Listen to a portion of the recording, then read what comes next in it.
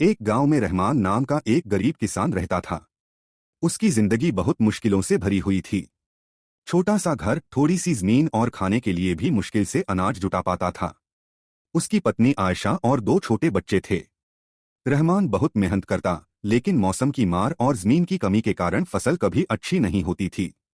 रहमान हमेशा अल्लाह से दुआ करता, या अल्लाह, मेरी मेहनत कबूल कर और मुझे हिम्मत दे। मेरी औलाद भूखी न सोए। एक साल बारिश बिल्कुल नहीं हुई। गांव के सारे खेत सूख गए। लोग परेशान हो गए। कई किसान गांव छोड़कर जाने लगे। रहमान के पास भी खाने के लिए कुछ नहीं बचा था। आयशा ने कहा, रहमान, अब बच्चों को लेकर हमें भी शहर चलना चाहिए, शायद वहां काम मिल जाए।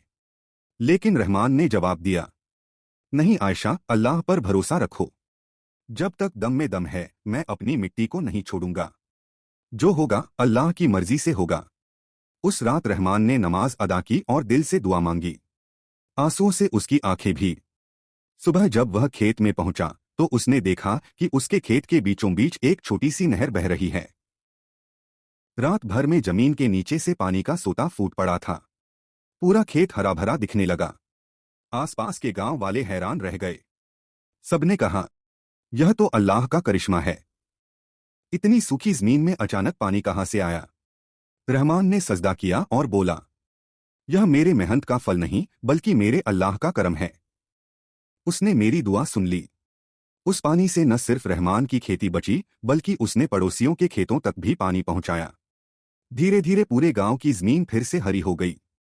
लोग जो गांव छोड़कर जाने वाले थे, वापस लौट आए। गांव वाले रहमान के पास आकर बोले, भाई, तुम्हारे सब्र और अल्लाह पर भरोसे ने हम सबको बचा लिया। यह सचमुच अल्लाह का करिश्मा है। इस घटना ने सबको एक सबक दिया। मुसीबत कितनी भी बड़ी क्यों न हो, अगर इंसान सच्चे दिल से सब्र करे और अल्लाह पर यकीन रखे, तो अल्लाह अपने करिश्मे से रास्ता बना देता है। दोस्तों, आपको अल्लाह का वास्ता चैनल सब्सक्राइबर जरूर करें।